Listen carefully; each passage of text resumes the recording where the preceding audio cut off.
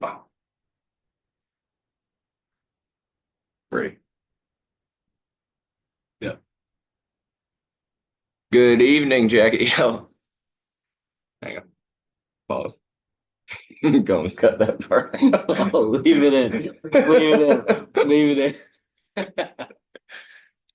Good evening, Yellow Jacket Nation.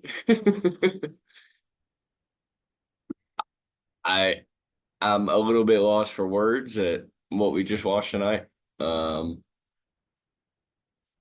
the Jackets pulled it out. That's about as much as I can say That's the for now. positive.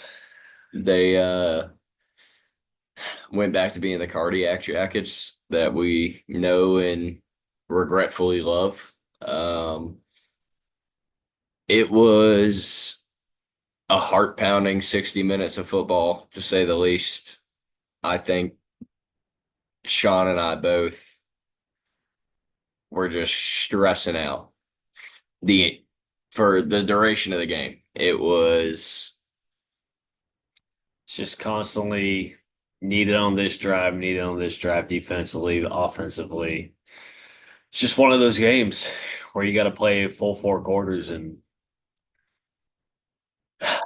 came down to something at the very end, which you don't like to be in those situations, but yeah, turned out to be in our favor tonight. yeah, it was one of those, like Sean said, it was every drive, especially offensively, it felt like you had to get the ball in the end zone. And Tech just seemed incapable of doing that for the vast majority of this game. 3 quarters until we scored a Yeah, touchdown. basically 3.5 quarters. Offensively. EJ Lightsey had that huge play midway through the first quarter that allowed Tech to kind of start to build on a bit of a lead that let you settle for those field goals for the rest of the first half to build on that lead. And, Avery Boyd had a huge drop at the end of the first half that almost turned out to be pretty pivotal, but ended up not being. And Aaron Philo just played. I I don't know if there's enough good things that you can say about the way that Aaron Philo played. He did exactly what you would want him to do. And in the first half, when there was a lot of Haynes King still being involved in the offense, he seemed very timid when he was rushing the ball. And I don't know that that's cheers. I don't know if that's necessarily had anything to do with Haynes being in the game, but he was much more timid running the ball in the first half compared to the second half, where the offense basically seemed to be Aaron Philo's in the second half. I mean, we brought Haynes, 100%. but we brought Haynes in for a few plays, but those plays All were losses or pretty disastrous. It was, liability. yeah, obviously, Sean and I were watching the game together, and it felt like any time that Haynes was in the second half, we were just looking at each other like, why did we bring him in? Why was Philo not just running the offense? It felt like it just threw the groove off of anything that the offense had been building up until that point. And thankfully, on that last possession, Key and Faulkner just let Philo go, and he ran one of the most flawless 2-minute drills you will ever see. It it was pretty funny because we were watching and NC State scored with a minute and a half left, and I just looked at Sean and I was like, well, they gave us Best time. case scenario. Best case scenario. I was just hoping that that would turn out to actually come to fruition. I didn't have a lot of faith that it would, but it But did. also, I mean, you think about it, he kneels down at the 1, 2, 3, 4, 5, 20, whatever the fuck it is, Smothers. Yeah. and you win the game. Tech has one timeout. You kneel the game just like you did against Miami. Kick a pretty guaranteed field goal, Yep. and you win the game. Yep. It was something that when we were watching the Don't game, give Aaron foul the ball with a minute left in the game. don't do it. It was something that I I don't think Sean and I were thinking with that much time left necessarily. Where it was like, if that dude slides down, Tech has one timeout left. If he slides down, they need the ball two times, and there's 3 seconds left on the clock, and they kick a little 20-something yard field goal, and the game's over. But they didn't do that. They ran it in the end zone, and they gave Aaron Philo time to drive down the field. And um, quick on that last drive, quick shout out to Jamal Haynes. He finally broke a tackle and picked up 12, 13 yards, whatever it was on that play. And He had a couple catches that drive that got us about yeah, 30 yards on that and drive. and they were, yeah, you could tell early on that NC State was selling out to stop the run game from Georgia Tech. And that was very effective as long as Tech continued to run that two quarterback system because it was it's so predictable when Tech does it. Somehow it worked against Miami, and it was amazing to watch in that game. But NC State just watched the film and saw, well, Haynes King is in, they're running the ball. Or they're dumping it off for a little screen right to the outside. We'll break on that. Or Philo's in, we're gonna try to throw it down the field. And thankfully it seemed like really from the start of the second half, we kind of went away from that and just accepted that they were going to stop that just that incredibly predictable offense that Tech was running, which I think is why Philo played so much more in the second half. And it translated to a lot of success for Tech, even if it wasn't. I guess it was shown on the scoreboard, but not necessarily in the way that it could have been shown on the scoreboard. It Philo, I think that I'll just say that going into next week, Philo needs to be the starting quarterback in practice because these receivers seem to not be prepared to catch passes from Philo with amount of the amount of heat that he puts on his passes. There's been so many drop passes with They Philo in the game. it's now been, It's unbelievable. yeah, it's now been two interceptions for Philo that literally hit receivers in the breadbasket and bounce off their hands and turn into interceptions, starting with the Avery Boyd hit him right in the hands at the end of that Virginia Tech game. That was an interception for Philo. And then Eric Singleton literally had a touchdown pass right in his fucking chest. And As well as Avery Boyd. yeah, Avery Boyd as well. That deep ball from Philo, he had a couple passes that it seemed like were underthrown, but then you go back and you see the replays, and the defender wasn't even really able to make a play on the ball. That Singleton catch early in the game, and then uh, that Avery Boyd pass was just, it was a touchdown.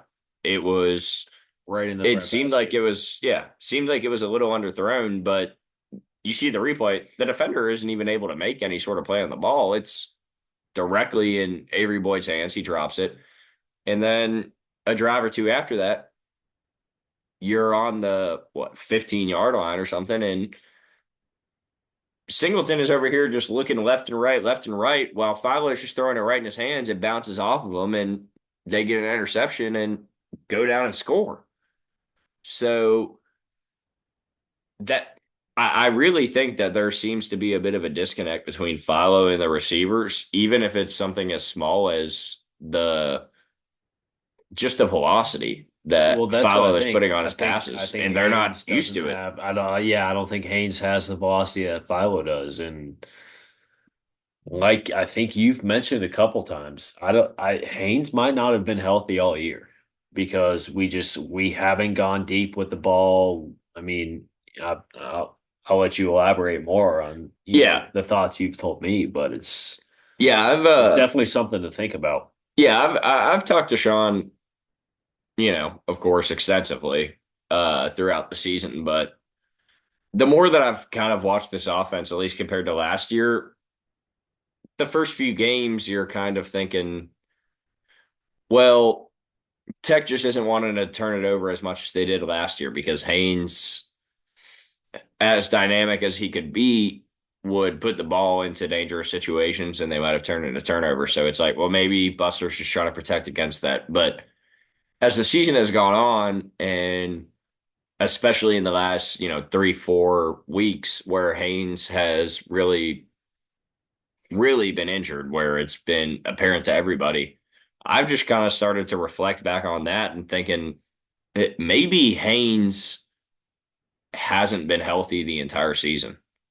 It would kind of explain why Tech's offense was so one dimensional to some extent for those first 5, 6 weeks of the season, where I feel like a lot of Tech fans were wondering, why are we not throwing it down the field? Why are we not trying to hit Eric Singleton? Why are we not trying to hit Rutherford?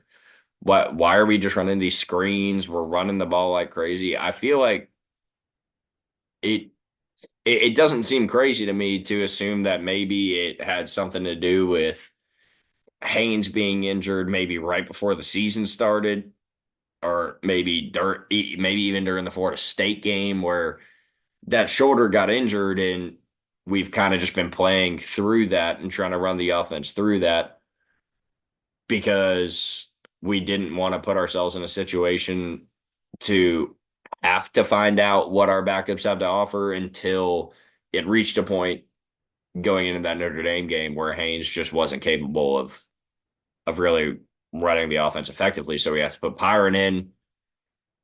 Doesn't work out. Virginia Tech game really doesn't work out. But then you put Philo in that fourth quarter of the Virginia Tech game.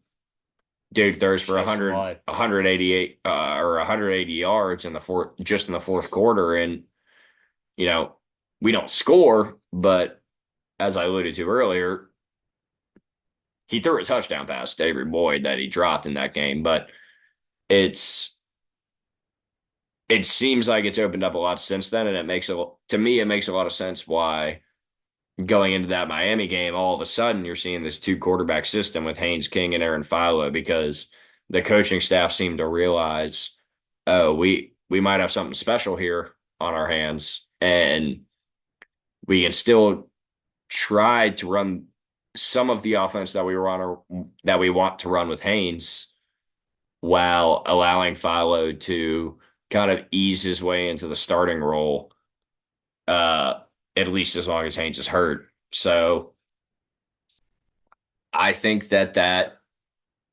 worked very well against Miami, and then tonight they tried to continue it again, and NC State was just very prepared for it. So you kind of had to put all your trust into Philo.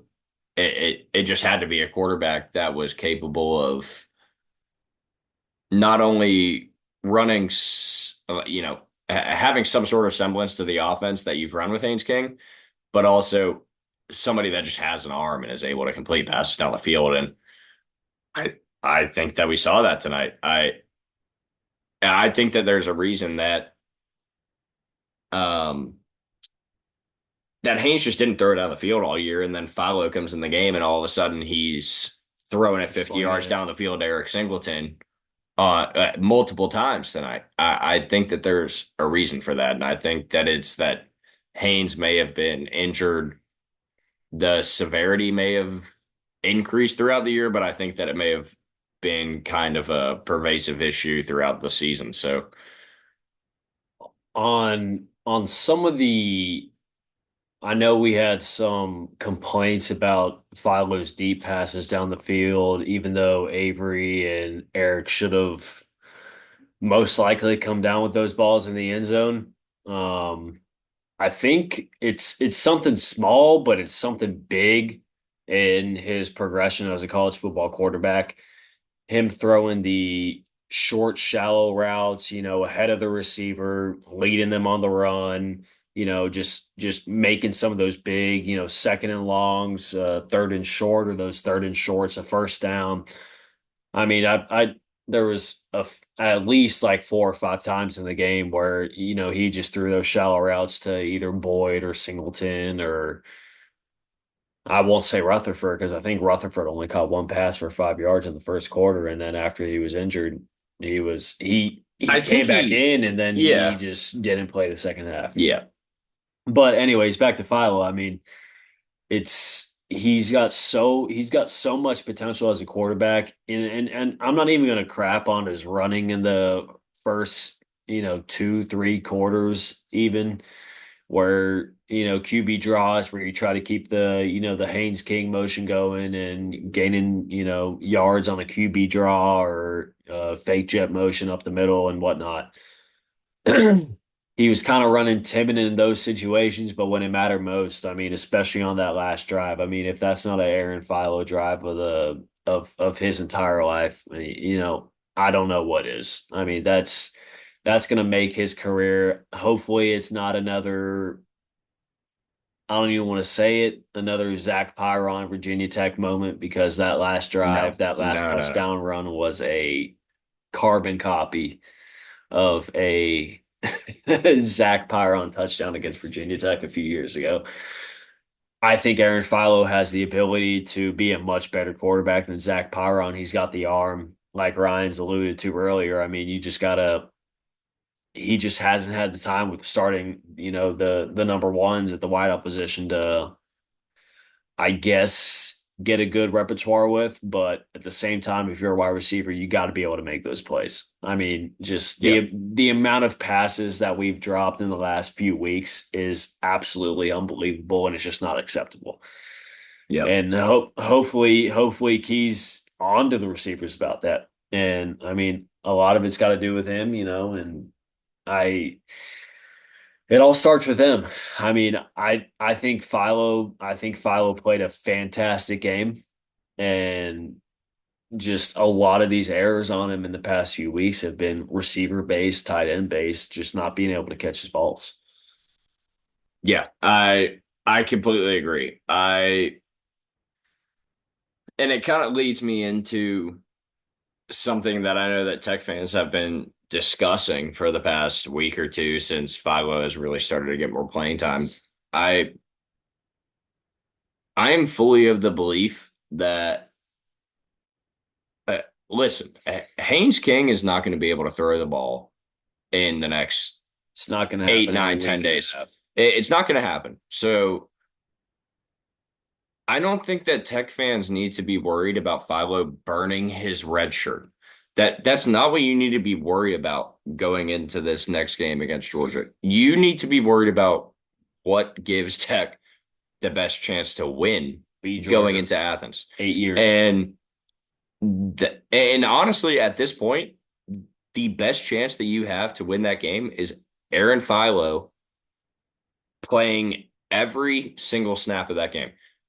Haynes, I feel that way for a multitude of different reasons, but one of them is the fact that you don't have film on Aaron Philo. You have 10 passes against Miami. You have the very limited snaps that he's played BT. here against.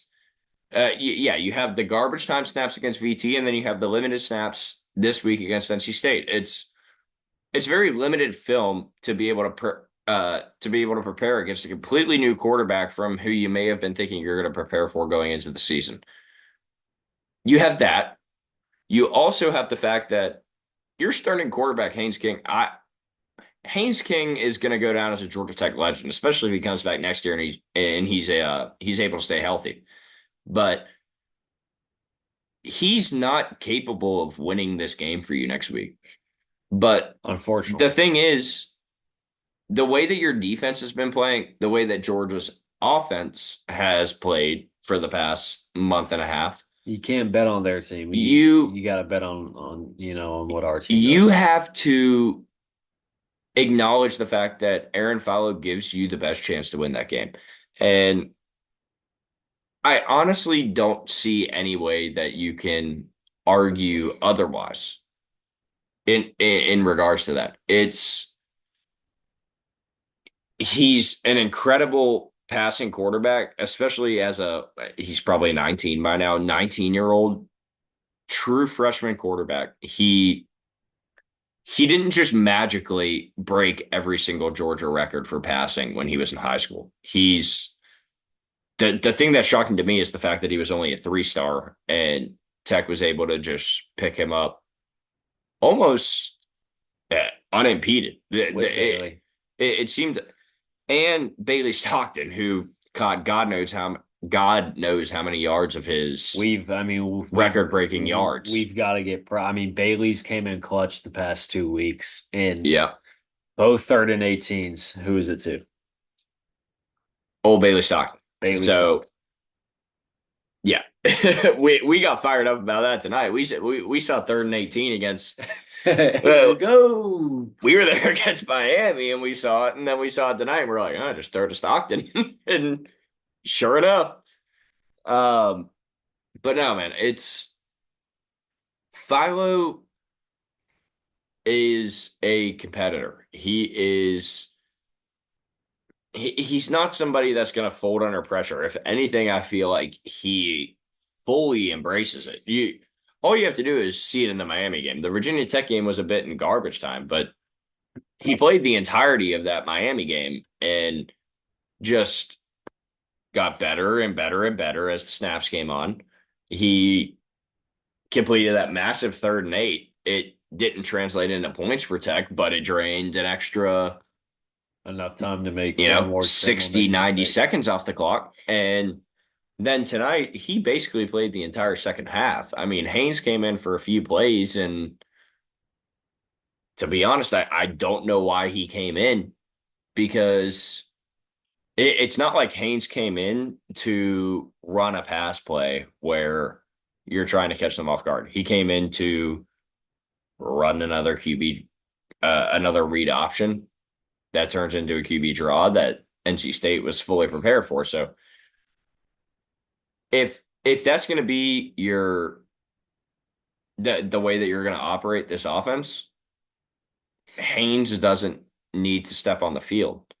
Maybe he steps on the field in the bowl game if you've got 3-4 weeks for him to get healthy. But going into next week against Georgia, Aaron Philo just needs to be your quarterback. He isn't afraid to take a deep shot. He isn't afraid to tuck it and run. He more often than not makes the right reads. And that's another thing with, like, he's a true freshman quarterback. You have to understand that he might make a bad read. He might throw an interception, but at the end of the day, he is going to give you your best chance to win games going forward. You got to be able to throw the ball to beat a CC team. There's no way you're going to run out there with two quarterbacks. That's just not on the table. No. I mean, you either need to come out with a throwing Haynes King who can kill you with the draw and kill you with his legs like he's done all season at every other team when he's healthy, or come out with Aaron Philo, a true freshman who's hungry and who's got a bullet of an arm, and hope his receivers can help him out in some sort of way. Well, and if you're going to be playing Haynes, you have to have a Haynes that can throw it 40 yards down the field to Eric Singleton. Correct. If he's open on a deep post or on a go route, or that first drive of the game, Jackson Haws. It was either Jackson Haws or I think it was Haws. I think it was Haws. Just down the sideline for an automatic touchdown. And he just isn't even looking for it. And he realized it, but I mean, obviously too late. Yeah. Yeah. That was a huge play because it was that opening drive for Tech. I mean, you've got a wide open tight end for it. I mean, no one within 15 yards of him. You've got a wide open touchdown. And unfortunately, I think that if Haynes isn't injured, he's obviously looking for that, and he's obviously going to hit that pass. But he's injured, so he's looking for that little dump off on that dump off. Right, he's looking for a little check down there, and he throws it.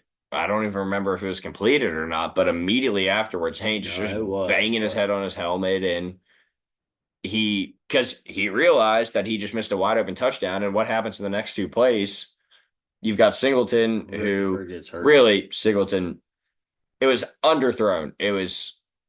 I'm not trying to say that it wasn't. It was underthrown by Philo, but Singleton just had it straight his hands, drops it, gets injured, and then next play, first down pass to Rutherford. He gets clotheslined by the Louisville defender and gets hurt. Luckily, Singleton played the rest of the game, and then Rutherford came back in after that. I know it looked really bad. I mean, he was getting carried off to the sideline with no weight being put on any of his legs, but he came back in because on that Hawes play that got that like probably 35-yard completion to Jackson Hawes. Rutherford was out there blocking on the edge, even though it got called back for holding by Janae. But I don't even know if he played another snap the rest of the game. But he was on the sideline. He had his helmet off, but Definitely didn't play second half. he, I don't think it's as bad as everyone thinks it is based off of how it kind of played out on the field. I really hope it's not because Rutherford is such a key to this offense, especially in the screen game. But that's to me, that's another thing that might change with Philo being at the helm is I don't know how reliant we're going to be on the screen game because the offense just seems maybe it is just Philo himself, but the offense seems much more willing to take deep shots down the field when Philo is in the game. Far more so than we have the entire rest of the season. And I also I mean I get the screen sometimes, but at the same time the screen can just be so obvious Yeah. and just a defense can eat it up so easily. Yeah. And I mean just I think I kind of want to transition speaking of the defense. I mean, just another week of just fantastic, play calling and in-game situations in the first three quarters. I'm not I'm not even going to look at that fourth quarter of the game. I'm just going to and you can't criticize the defense. No. They No. they they give us the first points of the game on an interception by EJ Lightsey. Good for him. And then you also get the pick by Romello Hyde at the end of the game where you take it down to the 1 yard line and get your first offensive touchdown of the game. Finally. I mean, Yeah. you can't blame this close game on a defense that's been playing their ass off for the last 3-4 weeks and have really just turned this defense into something special. Yeah. It's The defense has basically it's saved just this beautiful. season for I mean, Tech. it's beautiful. I have not seen a Georgia Tech defense that's come out and played like this in, I mean, a while. I mean, it's like if you had Ace Ely and Charlie Thomas at linebacker, but like the entire defense just working in sync together, Yeah. other than Lamiles Brooks and Ronnie Shelley. Rodney Shelley. Yeah, no. Those two are an absolute liability. Yep, get them off the field. And I hope if you're watching this, get your shit straight, kid, because it's bad. Yeah. It's bad. I mean, the past few weeks, there's just been missed tackle, PI. I mean, just terrible Yeah. coverage. I mean, I will give Shelley credit in the Miami game. He was playing a position that he's not used to playing, and I don't think he really got burnt They too horribly. they did have a good core too. I mean, But Lamiles, Restrepo and yeah, two that's a whole other beast than what NC State is. And and the quarterback they have. I mean, Lamiles probably missed he played awful and 6, 7 fucking tackles tonight. It was and just open field like tackles for loss that you had that you're the last man there. You're the safety coming up to make this play and just whiffing, just completely whiffing. It was a really bad game for Miles, and it's unfortunate to see. I'm not 100% positive, but I think Miles is a senior, and you had guys out there like Trinilius Tatum and Sylvain Youngjoin that Sylvain. literally played the games of their lives out there. I mean, they were all over the field. Just spectacular out of them. And Miles just seemed like he didn't want to be there. I don't know. It was I don't remember who was playing for us against Miami. But you might as well just put some of those young guys in at this point. It was I mean, what you'd have Harvey, well, Burrell's hurt, Burrell's and hurt, which then is you got Omar.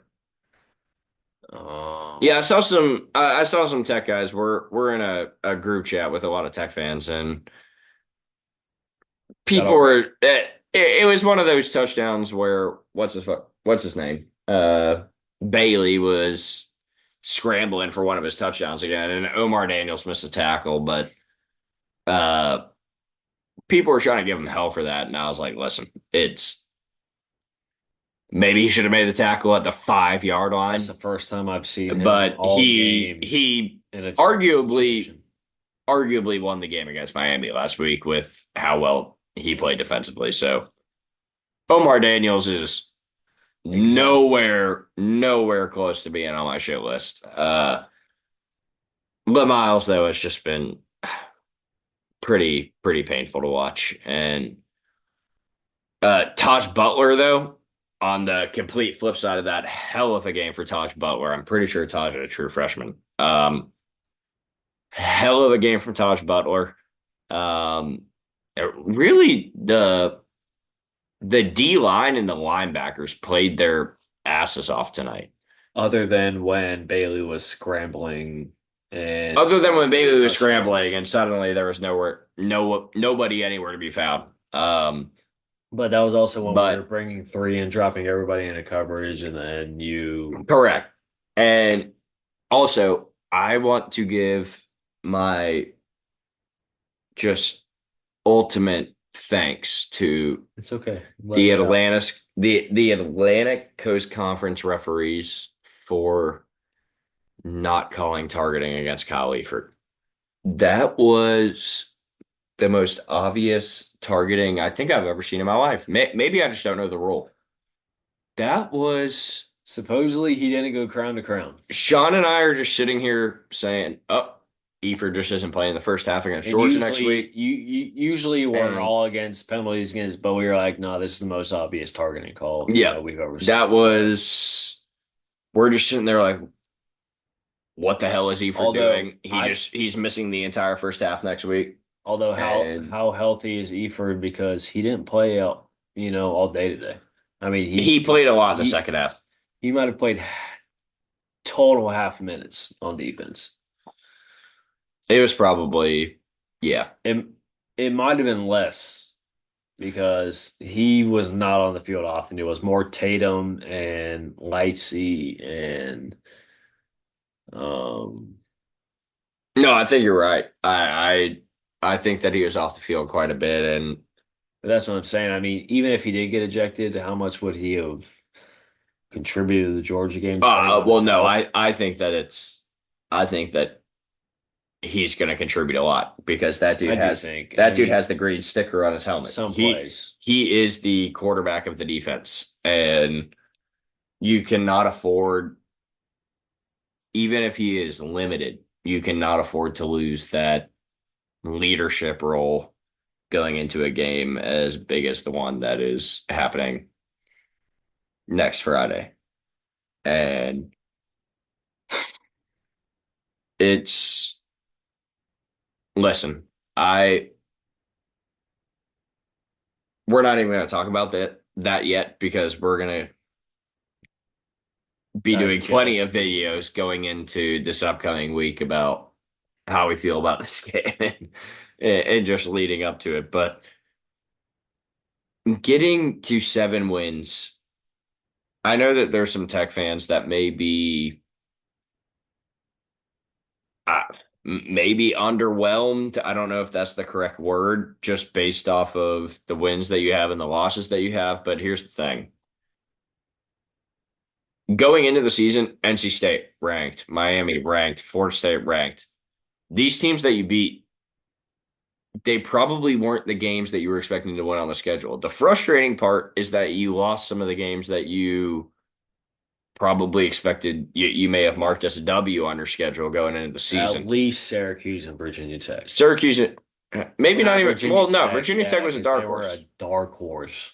Syracuse, to me, it's Syracuse and Louisville that were the frustrating ones because Louisville, you legitimately beat yourself. You lose by 13.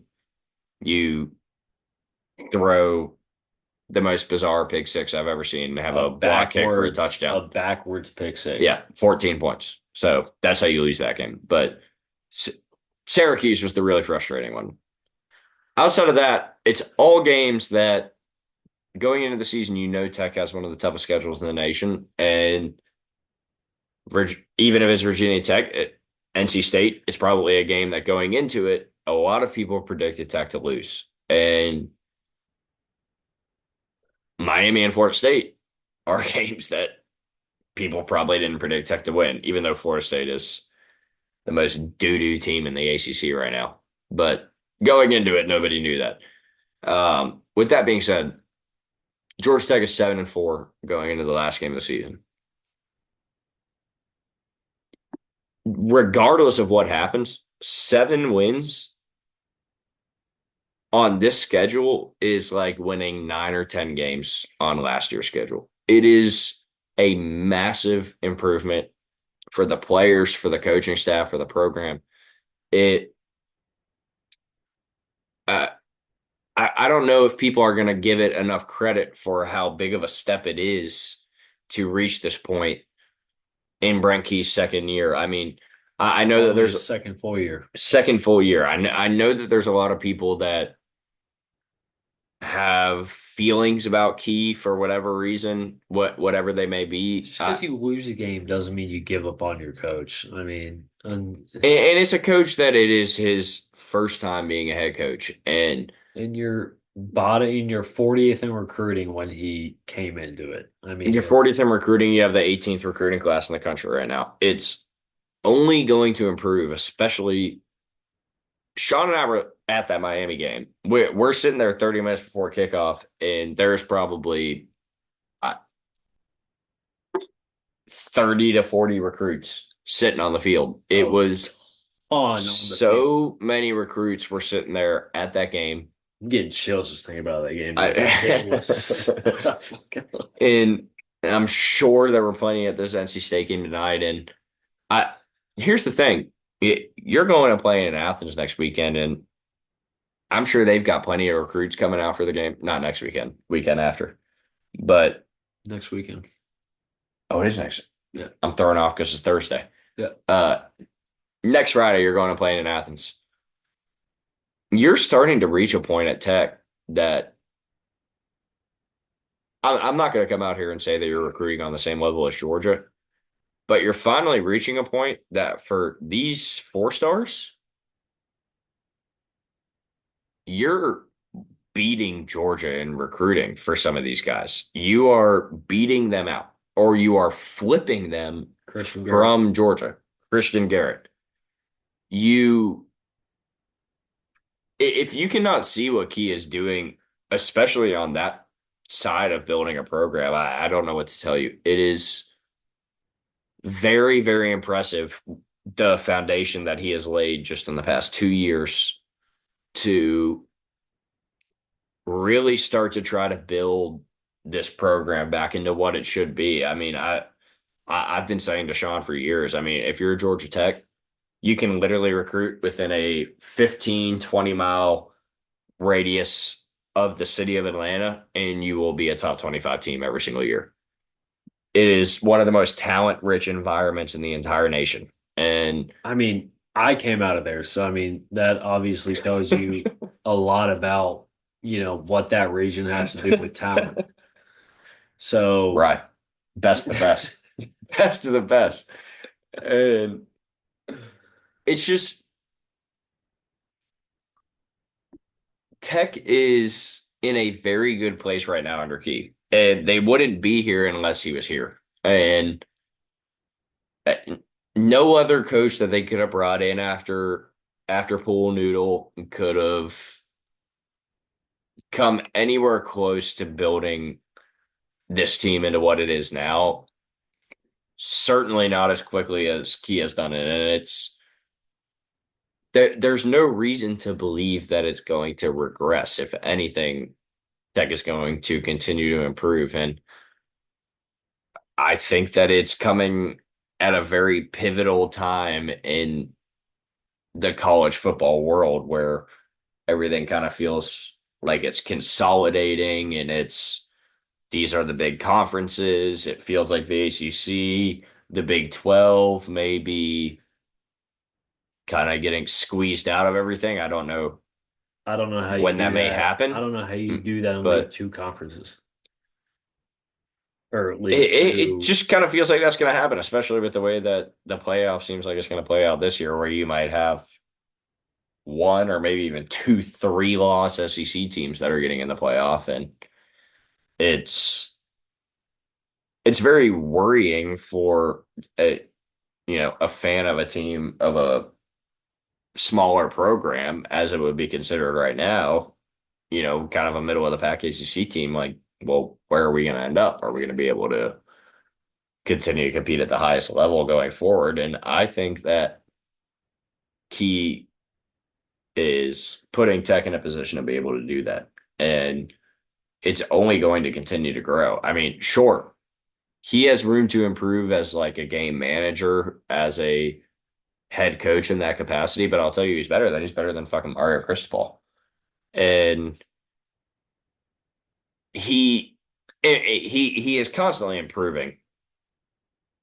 Yeah, as hard-headed and stubborn as he may seem at times, he learns from any mistakes that he may make. 100%. And Yeah. I'm just very, very, very confident in the direction that this program is heading in. I have full faith that Key is recruiting at a very high level. He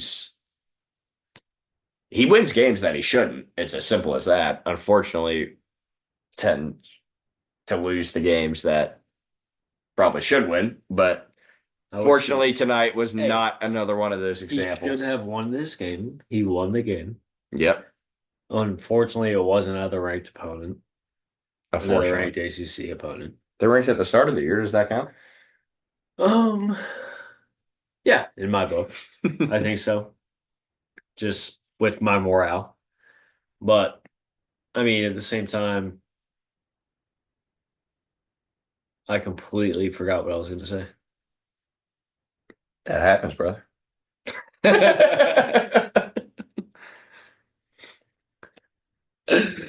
All right, Joe. I don't know how long we've been going. You got anything else to say? It's late. I definitely did. I definitely fucking. All right. Well, It's I'm gonna just, just it's just so hard hearing you ramble, dude. I'm bad about it. I know. I get going and I can't stop. If I get going, yeah, I'm not gonna stop, man. I'm gonna keep talking. I'm gonna keep talking about the Oh, Jackets. thank you to the fans who showed out. I know it was freezing. Um, I just want to pack out the dog one day, man. I mean, Miami was, I mean, the closest I think I've seen to packing out the dot in a while. I couldn't tell you the last time I saw the Dod packed out the way it was against Miami. I mean, it was just absolutely electric. It's it's something that I'm glad that you brought that up. I know that it was cold tonight. I know that it was windy, but Sean and I were just sitting there watching the game, and anytime they show a wide shot where you're seeing It's always the visitor angle. the 200 sections of the stands, it's just empty. Like I know we said it before, but we live in Tampa. We can't be there at most of the games, and it just sucks to see that even after a huge win against Miami, it's still not even close to selling out. I I'm hoping that if even if Kia isn't able to get a win this upcoming week, if we're able to win a bowl game, get to 8 wins, and then continue to build on that next year, hopefully that'll really start to bring back in the fans. But the only way that this team, at the end of the day, especially in the college football landscape. The only way that this team is really going to be able to grow is through fan support. That, that like y'all are the most important part to building a program. You Every single ticket that you buy, a lot of that money goes towards improving the football program and giving them money to be able to sign the best players in the country. Exactly like these upgrades that hopefully happen to, you know, Yeah, BDS. the full steam ahead initiative that Jay Batts, been Can't get enough credit to J Batman. I mean, no. the athletics, I mean, all athletics right now are popping, Yep. and you just can't get them. Yeah. Basketball just signed the Can't give top enough center in credit to America. them. And I mean, I think baseball's got the #2 class in Yep. the NCAA. And that doesn't happen without support from the fans. And But let me tell you, Georgia Tech recruits, you best learn the Tech fight song the first day in the office, because that is the GT way. If you don't go the GT way, you best get your ass out the way.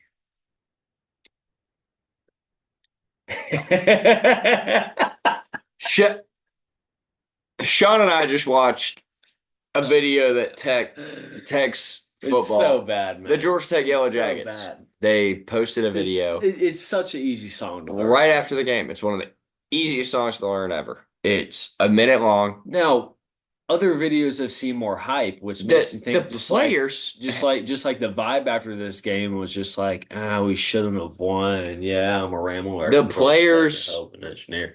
Hell of an engineer. I'm I'm a a jolly jolly good fellows, fellows, I I drink drink my my whiskey whiskey clear. clear. I'm I'm a a rambler rambler from from Georgia Georgia Tech Tech, and and hell hell of of an an engineer. engineer. Oh, if I had a daughter, sir, I'd dress her white and gold. Put her on the campus and cheer on the brave and gold. And if And I if had I a had a son, son, sir, sir, I'd I'd tell tell you you what what he'd he'd do. do.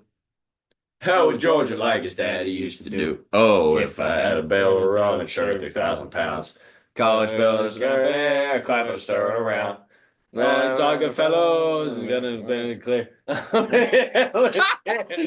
Hell of an engineer. Hey, Hey, anyways, if you are playing on the fucking football team, maybe you should learn the fight song. Key has been trying to do this for 2 years. We see that video tonight, and it sounds like there's 15 guys that know the song, and at the very end of the clip, you hear, I don't know if it's the guy recording it or someone right behind him saying, "Y'all better learn that shit." Why does nobody want to learn the fight song? I don't understand it. When we went to the Miami game, we brought one of my friends from high school, and he was just enamored with the traditions of Georgia Tech and the experience of going to a game at Tech, and he wanted to learn all of that. So I don't understand why, if you're a member of the team, you're not trying to learn all those things. It kind of leaves a bit of a sour taste in my mouth, to be honest, seeing that sort of reaction from the team. So I don't want that to take away from the win. It's just one of those things where it's part of, I feel like it's part of what Key is trying to do in rebuilding the culture of Georgia Tech and the traditions that come along with being a Tech man and being a football player at the Georgia Institute of Technology. So I that's just another one of those side notes where it feels like if you have those videos online and you're showing the players that fully believe in that, it might get some of these fans and these alumni to be like, all right, these guys are tech men. These guys, we're not just going there for the education. We're they're going not there just going here to for, make NIL money. you They're know, a little bit. You're going there obviously for the education, but also, if you're going to play sports for a good time and, some good environments and yeah, just an overall great experience at the Georgia Institute of Technology. I completely agree, man. There's still a lot of work for Key to do and for this coaching staff to do. Tyler Santucci needs to win the Burroughs Award. Quick insert. Uh, But with that being said, I think that's all I got for tonight. I got You got anything else? I got this. Sean's got a piss. I think that's all we got. Go Jackets and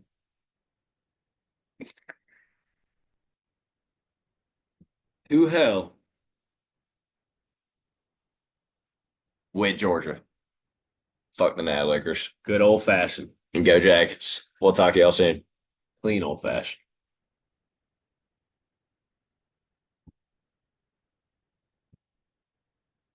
I got this real quick. You got that recording savings on this shit?